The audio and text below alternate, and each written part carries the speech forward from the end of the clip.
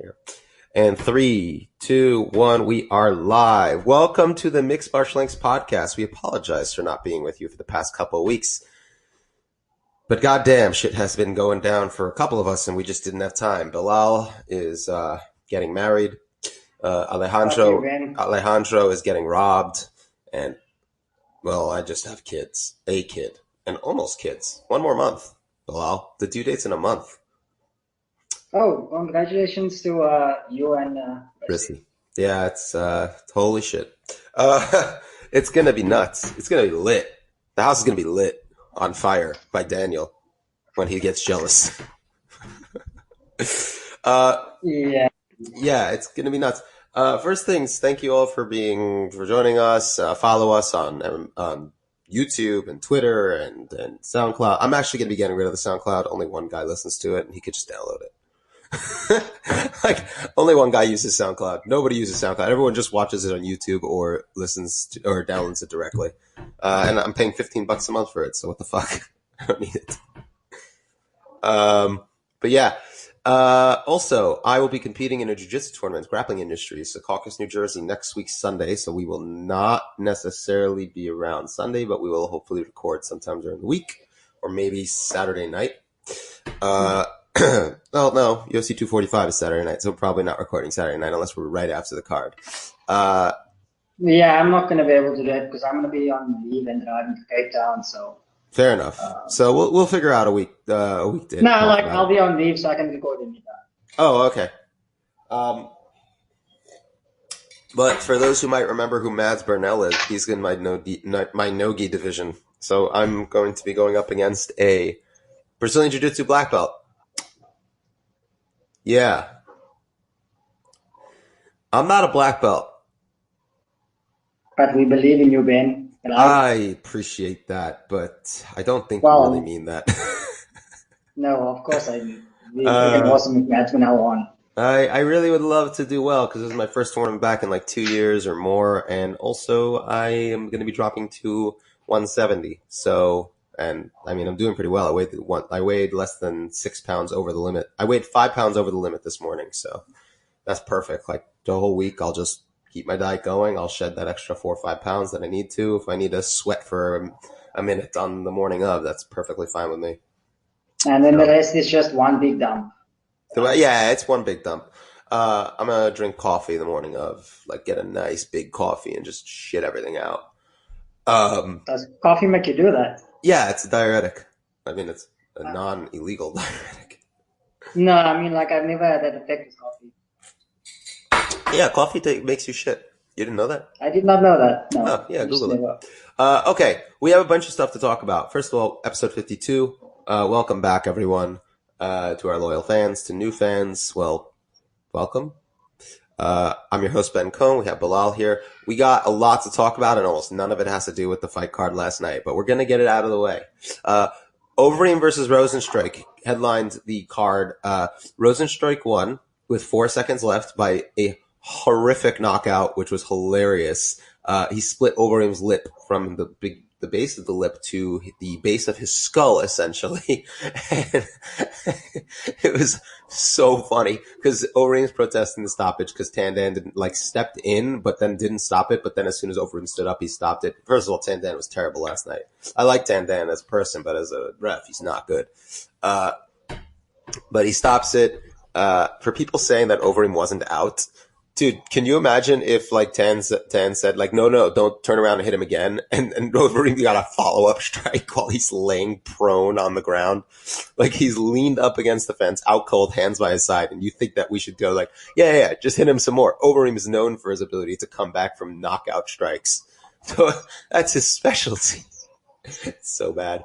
All right. Rosenstruik called out Ngannou. Please don't make that fight. They're both counter strikers. It's going to be terrible. But you know what I should make? Volkov? Rosenstruik versus Derek Lewis. No, that's even worse. You just don't want to see two guys stand and bang, don't you? I do want to see them stand and bang. That's why I don't want to see that fight. Two big, sweaty men in the octagon just banging it out. Mm-hmm. Nope. Marina Rodriguez drew with Cynthia Calvillo. I hear it. I get it. It's kind of like that's a 10-8 round, I guess, for the third. So fine. Rodriguez showed once again all the limitations Calvillo has when she can't get it to the ground and keep it there.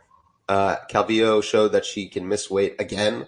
I don't consider her a contender in the slightest until she fixes some serious holes. And the fact that she's training with Justin, women aren't as good at MMA as men are buckholes, doesn't give me hope that she's going to really improve a ton. So, Marina Rodriguez. Well, I mean, like, if Edmund Valverde could make a champ out of Ronda, then who knows? If Valverde make a champ out of who? Ronda was good. A lot better, actually, and also in a much shittier weight class.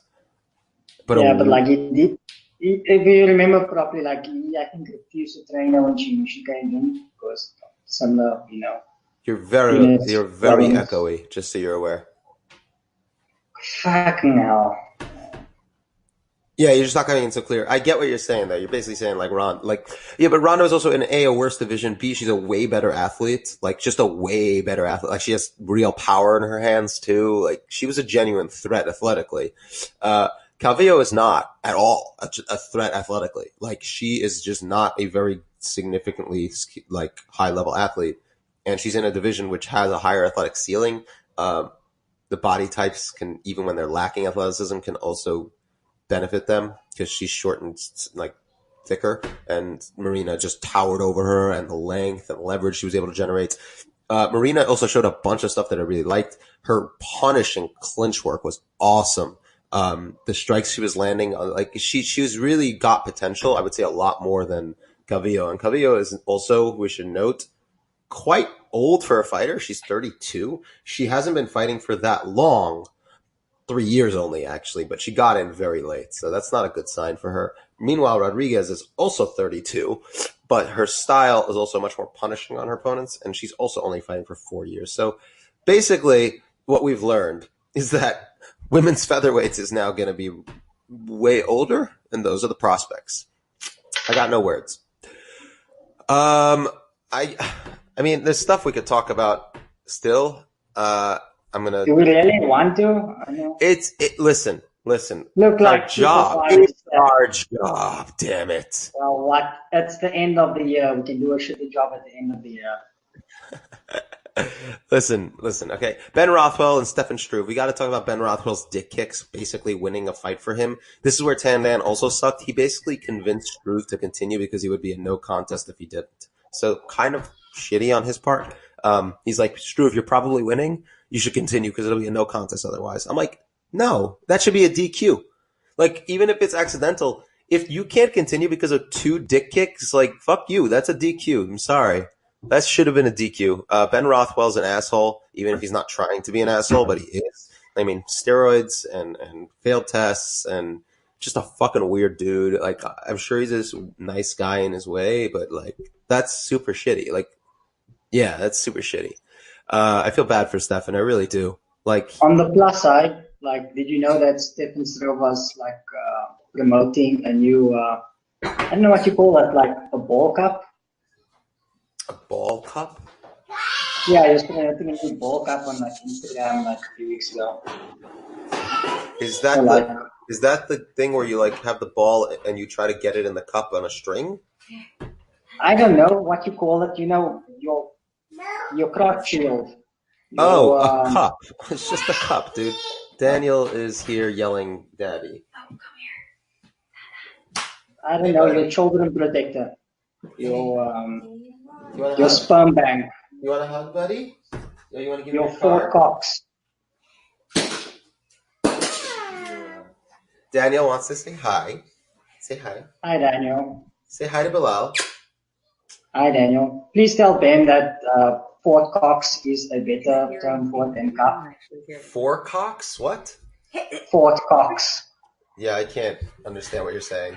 You're between the echo and your accent. That's too hard. I'm sorry. What do you call it? We're going to move on. Aspen Ladd, TKO, Diana Kunitskaya. Her striking is crap, but she definitely listened to her coaches very well, which is good and bad, because that means that I don't know how good her coaches are, because she's not really progressing too much as a striker, but she's also clearly a hellacious ground and pounder. Granted, she's hitting the back of the head a ton, but whatever.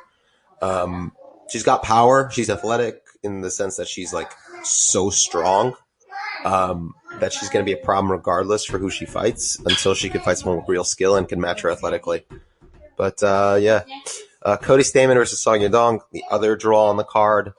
Yeah, I didn't like that fight. It wasn't fun. We had the point deduction for the blatantly illegal knee from Song Yadong. Cody probably lost the round, maybe. And he lost round 2, but won round 3, and it might have been 10-8 round 3. It was a weird fucking fight. Whatever. Song still has a ton of potential. Cody is still going to be a problem for people who can't handle that grinding wrestling situation. Rob Font versus Ricky Simone. Fun fight. I scored it for Rob. Rounds, the second and third round. Fun, though. It was a really fun fight. One of the fun ones. Tim Means versus Thiago Alves. Thiago Alves really needs to retire, getting dropped by a jab. It wasn't a club and sub. It was a smack and tap? I don't know what else to call it. Billy Quarantillo fucked Jacob Kilburn up. That was a sunning. Bilal, I highly recommend you go watch that fight. It is a beating, like from start to finish. Bryce Mitchell twistered Matt Sales. Awesome submission. After losing weight, Matt Sales might be in some trouble. Joe Selecki, another sunning of Matt Wyman, and holy shit, that was weird, dude. So listen, at the end of the fight, Matt Wyman, he's getting the shit kicked out of him the whole fight. He reverses Joe Selecki and says, "What are you going to do?" And Joe Selecki's like, "I'm going to take your job." And Matt Wyman just starts yelling and screaming and grinding. He's so mad. Like he was shit talking Joe Selecki, and Joe's like, "Nah, dude, I just beat the shit out of you for 3 rounds." And then Wyman walked away super angry. It was very weird. Werner Jandiroba submitted Mallory Martin. Expected. Mahmoud Muradov KO'd Trevor Smith with the most picture-perfect knockout. Just spun him around, mouthpiece flying, face plant, unreal. We're done. I went through the whole card. Okay. UFC 245, 3 title fights. We're going to talk about them, and after those title fights, if we have time, we will continue to talk about some of the other fights on the card.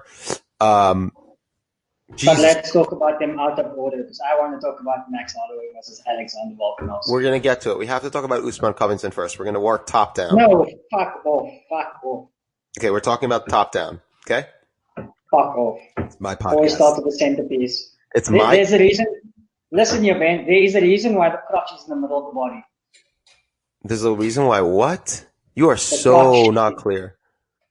There's a reason why the crotch is in the middle of the body and why it's the best part. First of all, Max Holloway is not the middle of the main card. So if you're talking about the crotch, that would be Amanda Nunes versus Germaine de Randamie in this example. What if I have a belly fetish?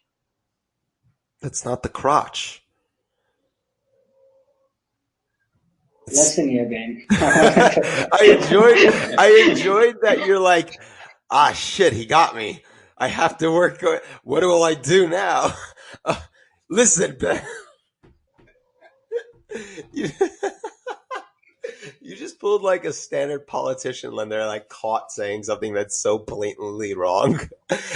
Listen here, you son of a bitch. Look here, I will challenge you to a push-up contest right now. Okay. Oh my God. That was fucking amazing. I was crying. I'm like, how the fuck are people thinking Biden is... Okay, whatever. We're not doing this. Biden is such a fuck one. I can't. Yeah, I can still do that 2.5 one-handed push-ups. I would laugh my ass off if that dude was secretly a power lifter and actually was yeah, let's do the push-up contest right now, and just bust out 45 push-ups at 300 plus pounds. And Biden's fuck, I can get 1. Shit, I didn't expect this. And he's just pivots to fuck you, vote for Warren. It's amazing. You know, the best part is that Freudian slip that came out of his, where it was he just called the guy fat. And at that point that the only reason he challenged him to push-ups was like, yeah, I could probably do more push-ups than you. Yeah. Imagine if the guy is like, yeah, no, I'll do it. And he's like, oh, no. What if this guy can do push-ups? What do I do? Use the dementia that they're talking about in the media. Like, I don't know where I am. Like, oh, my God. Okay, we're going to... I always like, okay, I'm not American, but like, how is Biden still in the race? Like, if that dude like said, yes, let's go for push-ups, like that would like, that is not a good sight. First of all, you're not American? I know, shocking, isn't it? I would not have guessed the South African guy was not American. It's weird. Well, I could be South African American, you never know. No. Secondly, oh shit. Secondly, yeah, how is he in the race? He's not only in the race, he's leading the Democratic field. So, name value, bitch. That's all So it people is. just want to see him challenge Trump to like a series of push-ups. Yeah. Honestly, don't get me wrong. I would buy the pay-per-view if they're headlining a boxing match. But like, would you want to see them topless? Yes. I'm a weird guy. By the way, we're a mixed martial arts / combat sports podcast. Well, I mean, like Usman Covington. Okay. Trump was technically a professional wrestler for like 5 seconds. So that is true. He did clothesline Vince McMahon. Yeah. Which, so can Biden stuff his takedowns? I'm gonna give Trump credit on this. Wasn't a bad clothesline. It really wasn't. Considering everything in that situation, solid clothesline. Solid. All right, Usman Covington. Okay, I know there are people who are like Covington. Here's my problem with Covington. Because of all the shit around him, people tend to either overrate or underrate him, in my opinion. They give him way too much credit or way too little credit. He is an elite fighter. Absolutely, no question. But people also have to realize that when you're talking about Covington, you have to understand what we're looking at with his record, right? So if we look at his record, right, let's take a look, all right? His last 3 victories are Robbie Lawler, Rafael dos Anjos, and Damian Maia, right? Those are his last 3. Here's my issue. 2 of those 3 were beaten by Usman before Covington beat them, right? And Usman beat them worse than Covington did, right? So, and the third person he beat was Tyrone goddamn Woodley. So, you have, which is way more impressive than Covington's win over a completely dated, sorry, I was wrong about this. Maia was beaten first by Covington. That's my apologies on that one. Maia was beaten first by Covington, as was dos Anjos. Sorry, Covington beat them first. Usman beat them worse. That's what I would meant to say. For example, dos Anjos should have won that fight. I scored that fight for Rafael dos Anjos against Covington. I think that he did way more damage in the clinch exchanges. I think that on the feet he landed the better shots. He took down Covington 3 times. Covington took him down 7. Covington really wasn't able to get much done with those takedowns, while dos Anjos wasn't either. But the fact that he was able to counter wrestle Covington and out wrestle him in exchanges shows a lot. Usman, on the other hand, absolutely destroyed RDA in both the clinch and in the wrestling exchanges. RDA could get nothing done on the feet, really. Usman, I think, doubled him in strikes almost. Just 12 of 18 on takedowns. It was a mauling. Maia, he completely shut Maia down on the feet, and his grappling completely was shut down. Both of them shut down Maia's grappling, but only one of them arguably lost the first round to Maia. Usman shut him down over 5 rounds. Covington just kind of outpaced Maia, which is easy, if we're going to be honest. And then you look at their last 2 fights, Tyron Woodley or Robbie Lawler. Tyron Woodley is going for his 5th title defense. Seems like it's very hard to beat. Not unbeatable, but definitely someone who, like, arguably was, like, as close to unbeatable in the division as possible due to his style, his athleticism, his wrestling, his power. Faced a couple of different styles. He faced pure grapplers in Maya. He faced pure strikers, basically, in Thompson and Till. Who's going to beat him? Was it Usman, another wrestler? We don't know. Pressure. Was it able to? The clinch. He just big brothered Tyron Woodley. Tyron Woodley was big brothered by Usman, which is fascinating when you think about it, because considering how strong, athletic, explosive Woodley is, Usman just made him seem like a child in his hands. Completely out-wrestled him in the clinch and against the cage. At one point, rocked Woodley pretty badly in the fourth round with strikes and just hit him with a crazy flurry. There was no part of that fight that he lost. At no point was he in danger from Woodley, which is crazy. Meanwhile, you have Colby Covington missing virtually 3/4 of his strikes against Robbie Lawler. Couldn't hurt him. Couldn't finish him. RDA fought a dude I'm really struggling to see from a standpoint of like their records why people feel Covington should be favored. That's number one. If you look at them stylistically as well, both of them are pressure fighters. Both of them rely heavily on getting their opponent backed up to the fence in order to get off their best work. Usman uses his size, his strength, and his power to back you up to the fence, and better pressure footwork than Covington, if I might say. Covington uses just a stupid amount of pace and volume to just force you backwards. But he doesn't have power. He's small compared to someone like Usman for sure. And he's not the most defensively sound fighter either. Both of them want to back you up. The question is, if they get back, if whoever backs the other up is going to be in an advantageous position. Against the fence, Usman is not getting out-wrestled in the clinch by Colby Covington. I'm sorry. That is the problem here. To me, the way Colby wins this is volume and pace in the middle of the cage. I don't think Colby will win this fight if they clinch up against the fence. In fact, I think he's going to lose badly when they tie up. So the question is, people are talking about like he'll overwhelm Usman with pace. Yeah, but his pace has a purpose, and it's to back you up to the fence so he could utilize his wrestling in clinch. Can he use that pace and volume when his goal, in my opinion, should be to fight in open space? Because in open space, that volume and pace might actually be able to win him rounds against Usman, because Usman is not the highest output in terms of strikes. His pace is high, but it's always in grappling. I don't know if Usman could win an open space striking battle, just because I don't think we've seen that. But against the fence, I really don't see where Covington's going to win this. And I don't see Covington suddenly developing an outfighting open space striking style. So, Bilal, correct me if I'm wrong. Usman should, in my opinion, kind of dominate this fight just because of the way they fight their opponents, right? Not necessarily. So, well, you were spot on with the clinch analysis, because, I mean, if we're being honest, Colby isn't that damaging in the clinch anyway. He's not damaging, period. Yeah. Well, okay. So he's not damaging the clinch, but like Usman has actually I want to say unique clinch game, but honestly, it's sort of like a derivative Demetrius Johnson-esque clinch game, where for John Jones. With a lot more.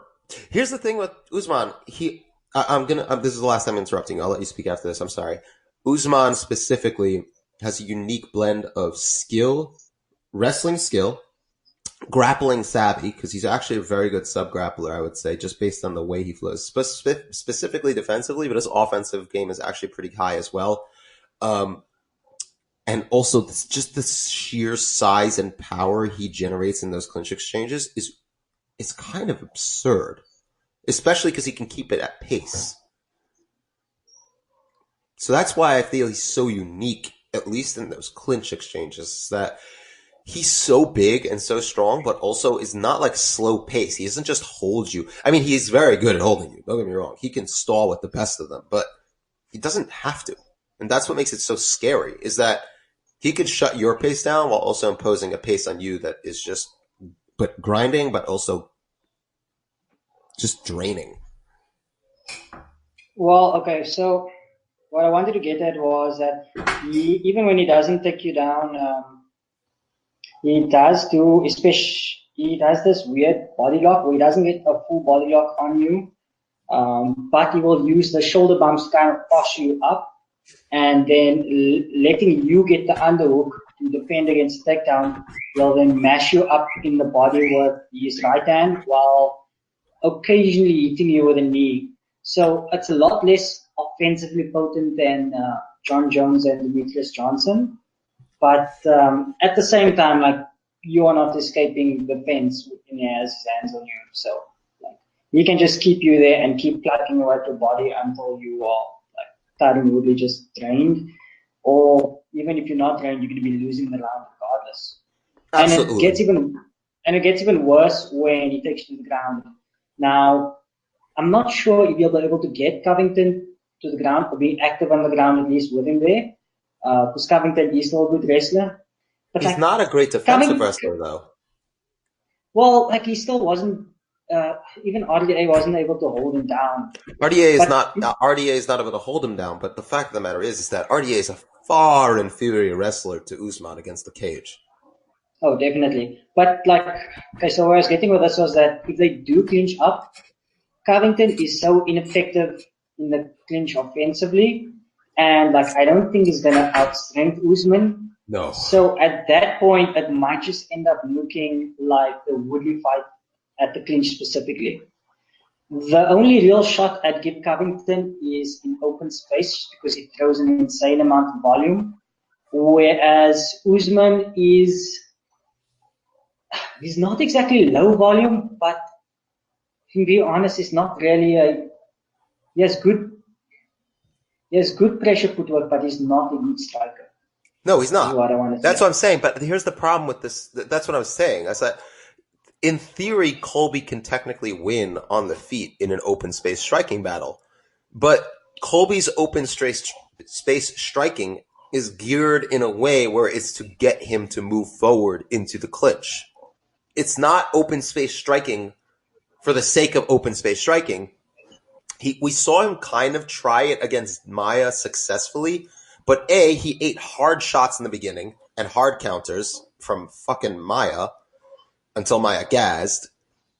And listen, Colby's tough as nails, but despite his lack of knockouts, Usman is not a joke when it comes to power. If he lands clean, he will hurt you. And if the best analog for this fight of the game plan Colby will need to use is the Maia fight, I think we're going to have a problem. Because he didn't look great in that Maia fight. I'm sorry. He really didn't. Well, it's because Maia is actually a good striker. Yeah. I think good is it's a word you can use, but I wouldn't necessarily agree with it. Maia is a serviceable striker with some sneaky, decent setups for strikes. Like Ben Askren landed his right hand on Maia way too many times. Well, yeah, sort of. Dude, he landed that. I mean, that brutal uppercut like 100 times. Don't you fucking like? He landed like a good 20 times. Seriously. Because he had like a collared eye. Yeah, I'm like bad striker he's still kind of strong. So. But that's what I'm saying. Like, I don't listen. Like I said, I think the best game plan Colby can utilize is the one he used against Maia. I just don't think he can do that against a much bigger, stronger, more potently offensive wrestler who's also, I wouldn't say he's as good necessarily with pressure footwork as Maia is, but he's definitely much better than Lawler is. I just don't see Colby being able to do that over 5 rounds.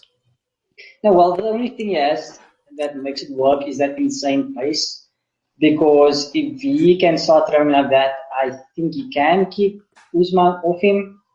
Like, I say can, not will, because like Usman has still good pressure footwork and can crack, but Colby is also tough, so. Yeah, no, in spurts I could see him doing it. I don't see him doing it consistently over 5 rounds. No, and Usman, here's the thing. Sorry, go ahead. No, he should be able to do it, but like in every fight, he's needed the clinch to make his game work. And the fight where he didn't have the clinch against Maya, he got outstruck really badly in the first round. So, like, I wouldn't. He didn't get against him. outstruck on volume. He got outstruck in terms of like quality of strikes, I would say. Okay, yeah, but it's Covington, so it's Yeah. okay. I do sure, want to also but point out it's that not Usman's style seems geared towards winning 5-round fights. Specifically. well, both of them kind of. No, I mean, it Colby goes without can saying do, that Colby pushed a hell of a lot of pace, yeah. which is why I said he can win it. Like, I wouldn't be surprised if he wins it. It's just that without the clinch, I can't trust him to actually pull it off. Right. And I think we both agree that he loses the clinch. Yeah, no, 100%. All right. So my prediction is a dominating decision, honestly, by Usman. 5 rounds to none. I could see a 10-8, honestly. I really think he's going to get fucked up in the clinch. Colby. Yeah, he might finish Colby though if he gets to the ground. Otherwise, it'll be like a repeat of the Woodley fight, with just like more volume on Covington's side, in my opinion. Yep. All right, let's move on to Max Holloway versus Alexander Volkanovski. And spoiler alert, I'm pretty sure both Bilal and I are picking Volky. Volky, our boy, correct? Yep. So you want to go ahead because like you lied to everyone already and told them that you're his fan since day one. I mean, in reality, you know, it's me. So I'll give you this chance. Sir, who picked against Volky? Was it you? Me? Tell me. Against who? Who picked against Volky? Was it you Against or me? who? Volky. I didn't pick against Volkan. Yes, you've done. Yes, you have. You've picked against Volkanovski. Yes, you did. I have not. How Okay. dare you, sir? You I've been a fan of his since he was at lightweight. You are fucking lying. Not about the lightweight part. I'm saying like you are fucking lying. Okay, no, I might have picked against him against Aldo, but to be fair, no one really saw him fight like that up until he fought like that. Motherfucker, I picked Volkanovski. You did not. So eat shit. Fuck off. Yeah. How is Volkanovski going to win? He's 5'6". He's a kickboxer. He is... Thank you for not saying wrestle boxer. He's a kickboxer. I did that for your benefit. Thank you. He's not the most powerful. He's not the most explosive. He's kind of like the type of guy who most people think that Max Holloway would feast on, right? Like if you look at this from an abstract perspective, like most people would say like, oh yeah, this is like a Max Holloway styling fight, right? No. Well, I'm me, but go on. Obviously not you. That's why I really? Like you just like don't listen when I talk. It's kind of cute. But there's specific things that Volkanovski clearly can do very well that I really think are going to trouble Max Holloway, and there's specific things that Max Holloway does that I think are really going to get him into trouble. The first of them is that we now see that Volkanovski can really come up with some smart game plans with his coach, because nobody saw that Aldo fight coming out of Volkanovski, and I think he doesn't get enough credit for it because it wasn't a fun fight. That's number one. Which means that I believe that they are going to see these issues that Max has specifically and counter them and be able to work with them. The first thing is I don't think they need to pressure the entire time.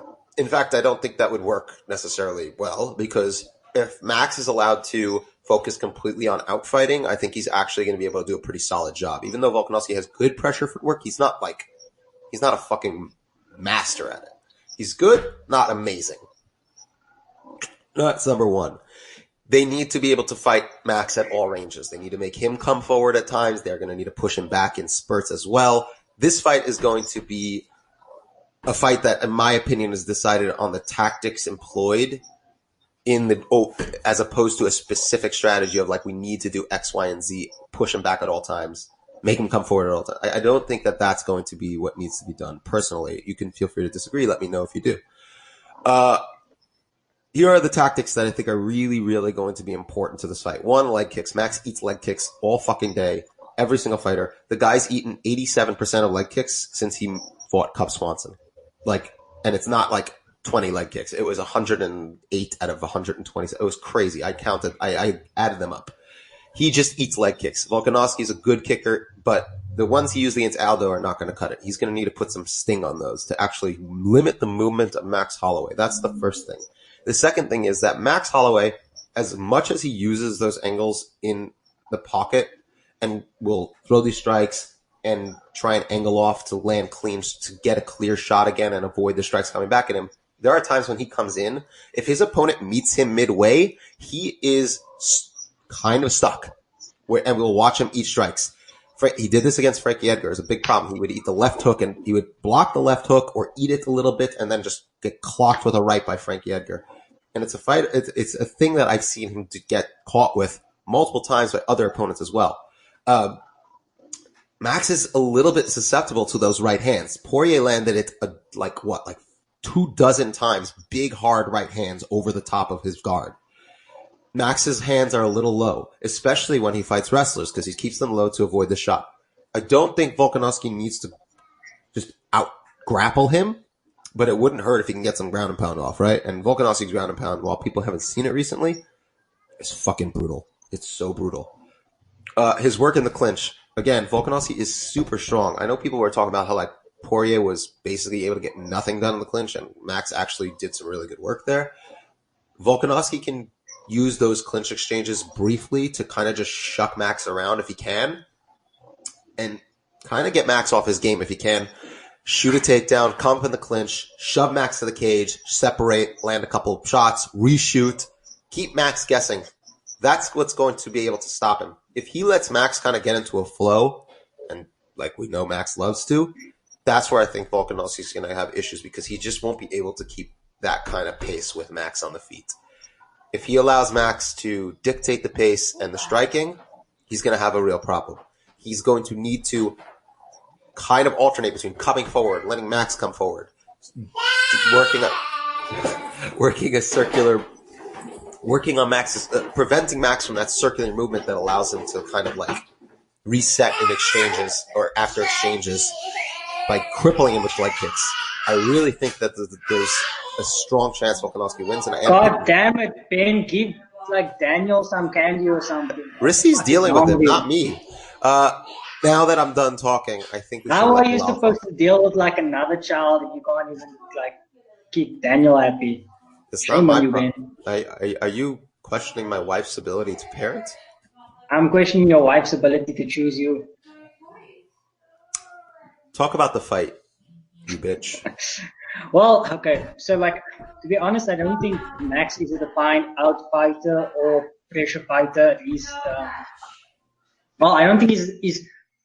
The thing with MMA is that striking is so kind of lackluster in general terms that it's easy to kind of categorize people into whether they want to counter, whether they want to pressure, whether they want to fight on the outside. And I don't necessarily think Max fits either any of those really. Like what he wants to do is swarm, which means that you'll fight on the outside a little, you'll pressure a little, you'll counter a little, but he won't be dedicated enough to it that he can actually do it consistently. Which is why we still see him in fights like against Ortega and Poirier, where sometimes he looks really sharp on the feet, picketing around someone. Other times he gets backed up straight into the fence, and so on and so forth. Like for him, I think it matters a lot more that he can just touch an opponent and feint, and in between touching and feinting, he'll look at what openings he has and try to kind of peck away at it.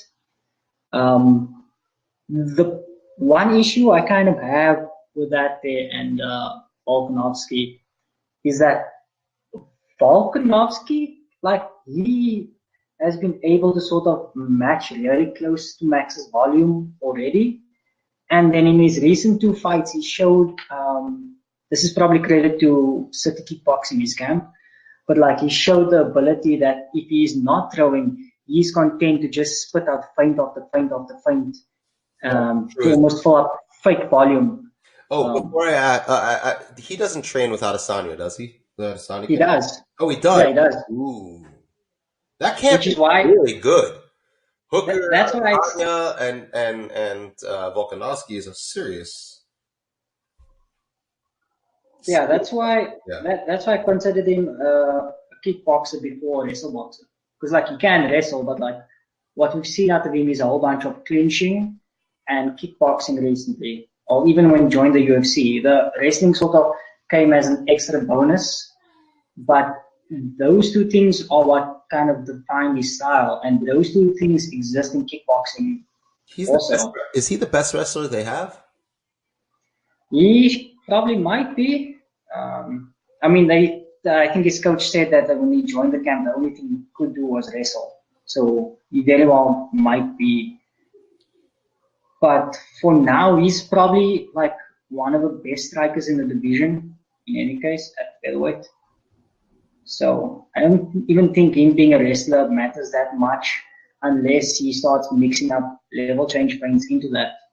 Because we kind of saw, like, Max dominated Edgar, but we kind of saw that when the level change feint was there, his style drastically changed. Which is, like, I was also a question I had going into that fight, because up till then we haven't seen him fight a dedicated wrestle boxer. But like Volkanovski is much more athletic, better in the clinch and better on the feet than Frank Edgar is. So like,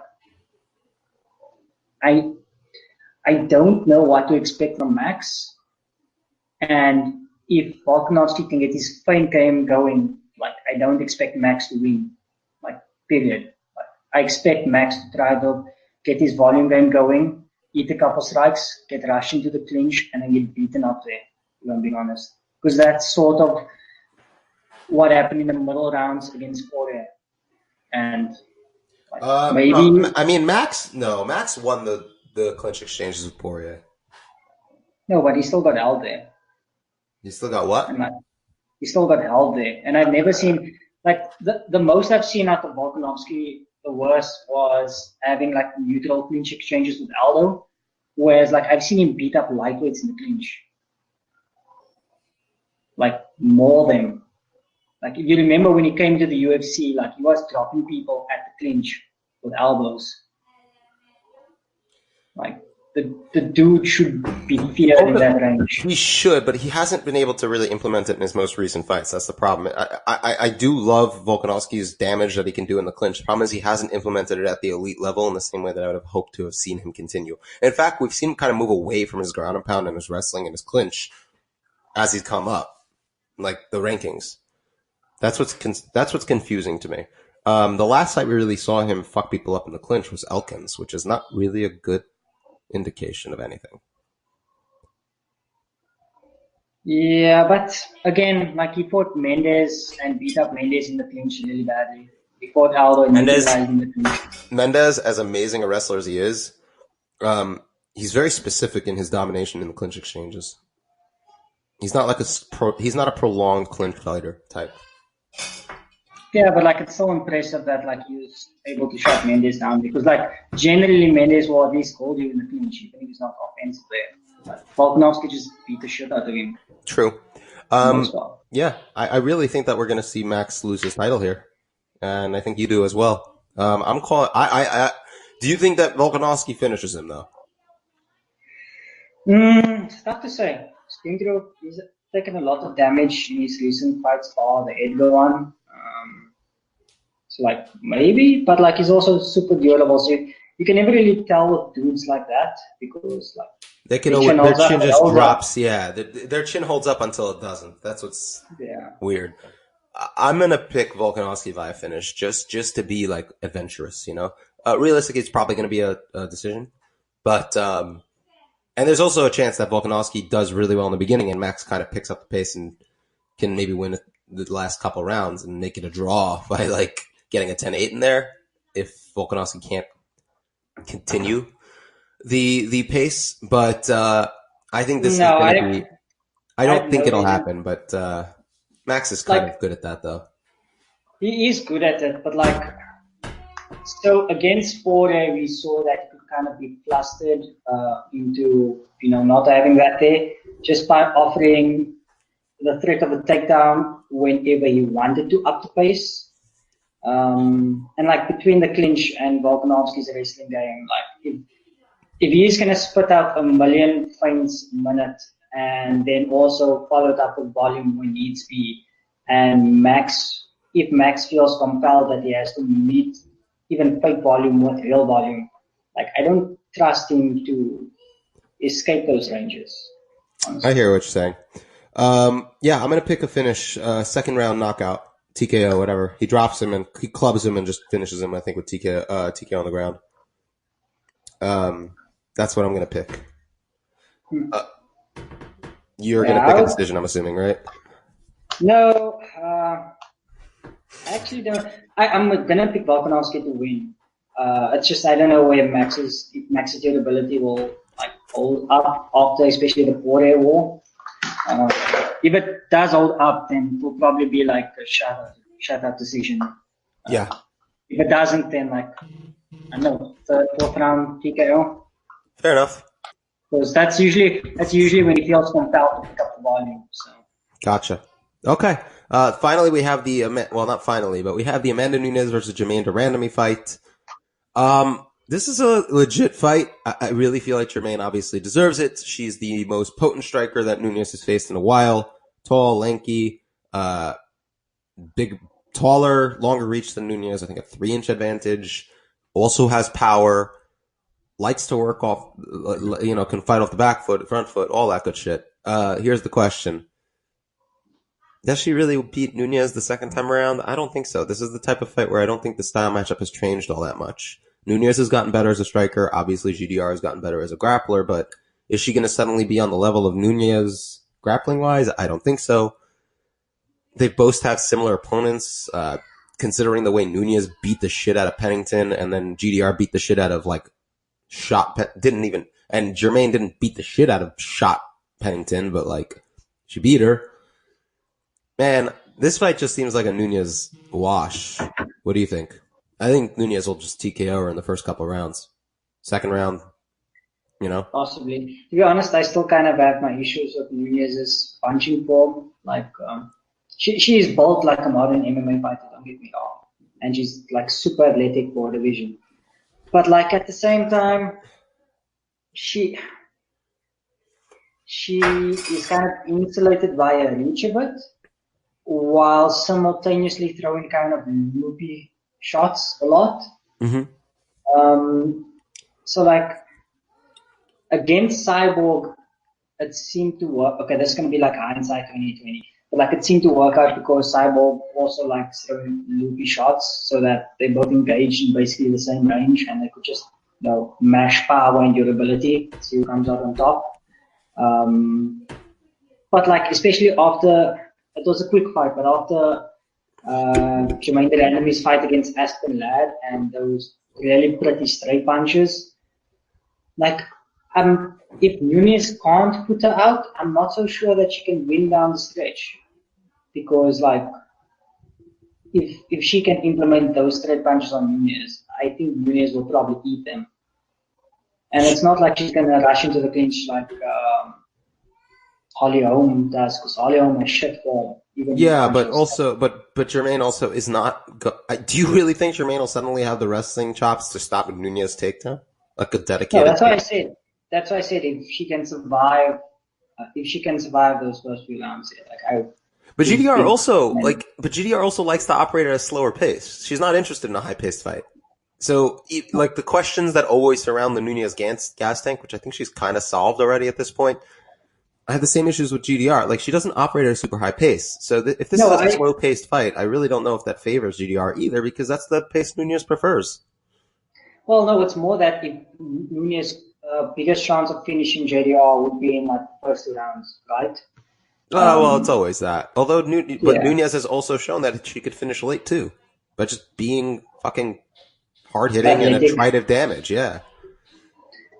Well, and if Nunes takes her down and just beats her up for 2 rounds, let's say GDR survives it, right? Is she gonna be in any sort of shape to come back after that? Even if Nunes is a little tired, right? Let's say she slows down. I don't think GDR is gonna just be fresh and yeah, I'm ready. GDR hasn't shown that ever. Yeah, I suppose you have a point there. But I don't know. It still bothers Nunes' form still bothers me because her reach really insulates her. So women's 135 is also kind of shit. So it's basically JDR who can like throw really nice straight punches. Right, but again, like, keep in mind, it's like Germaine de Randamie. If we're gonna talk about Nunes being shit, listen, Holly Holm went to a decision with GDR 2 years ago, and Nunes fucks her up and around. Raquel Pennington, a year after Pennington destroys her, gets destroyed by Nunes. A Pennington who comes in overweight makes it to decision with GDR. Aspen Ladd just walked into a punch. I haven't seen anything from GDR in her recent 5-fight win streak to make me think there's any. She's fought once a year since 2015. Like, she's not active. She's not, like, I don't see anything that makes me think, like, yeah, this fight should go differently. Meanwhile, Nunes has shown she can just basically beat everybody. Since the Germaine de Randamie fight, she is 9-1 with wins over Shevchenko twice, Pennington, Cyborg, Holm, Rousey, Tate. Like, this is just like her list is a who's who of the top of women's 135, 145. She's been active. Like, it's just, I don't see where GDR wins this. I don't know.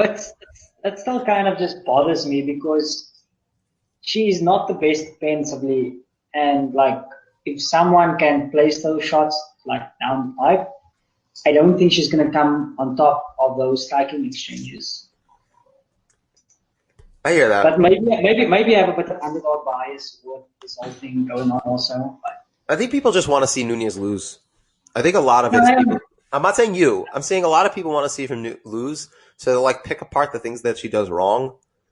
But the bottom line is that she's probably the most athletic fighter in the division. She's big, strong, powerful, fast, smart fighter, can game plan around the different opponents, has clearly shown that she's patient now, still shows that she's still a good wrestler. Like, it's just like, her ground and pound is ruthless. Like, she's just like, she's not declining. Like, she's still at her top. She's in peak form right now, and GDR just isn't showing that she's on that level as a fighter. That's my issue. Like, she's just never shown that she's been on that level. I get you. Is she older than Nunes? I have no idea. Hold on, let me check. She's 4 years older than Nunes. God damn. Well, I got Nunes KO too. TKO too. Like, I wouldn't be surprised, but like, I don't know. It's just the fact that in any other division, you would probably be picking the one with cleaner form, all else being sort of equal. And then, I mean, again, it's like any other division, so like, it would be generally more skilled. Right. No, I get it. Yeah. I guess I'd probably also pick Nunes by like KO too, but like, it just bothers me that this is the sort of challenger that we'd expect to see in any other division come out on top. And like, this is women's 135, not any other division. It's basically like light heavyweight of women's MMA. Yeah. Well, next fight. Marlon Moraes versus Jose Aldo. God, fuck you, Ben. You told me. Next fight. It's your... Okay. I didn't mean that fight. Why did you remind me? Listen. Let's do like a retrospective. If we do stylistically, listen. If we do this from a stylistic standpoint, Jose Aldo should probably win this fight. If we do this from an old fighter moving down a weight class to revitalize the career perspective, Jose Aldo should win this fight. No, Aldo's going to get knocked out, and it's going to be in the first round. This is going to be a TJ Dillashaw Cejudo thing. That's going to happen.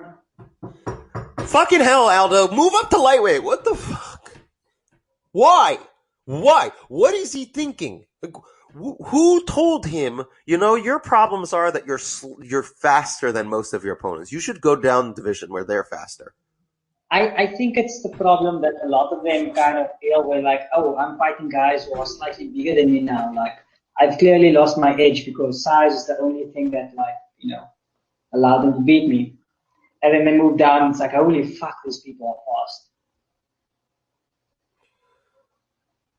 So yeah, I don't know. I don't want to talk about the fight. Peter Yan's going to knock out Uriah Faber, though. It'll be awesome. Oh, let's talk about that. I'm up to talking about that. Are you there? What'd you say?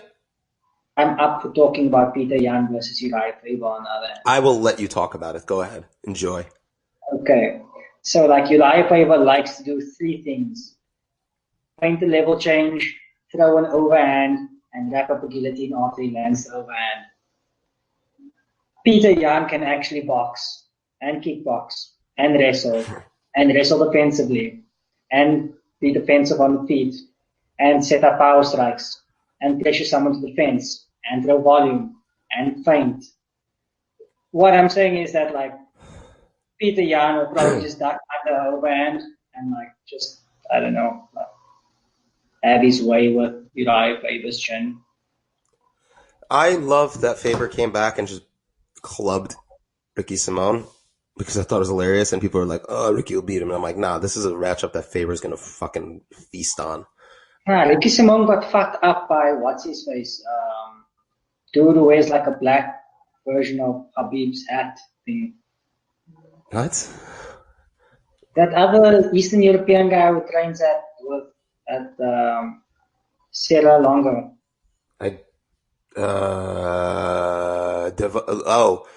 Makashvili.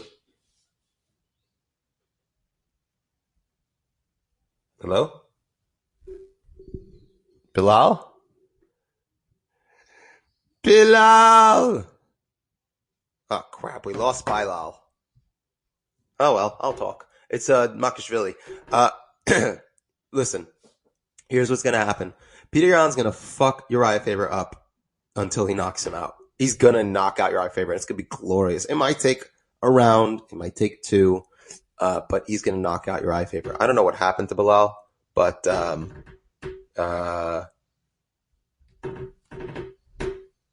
know.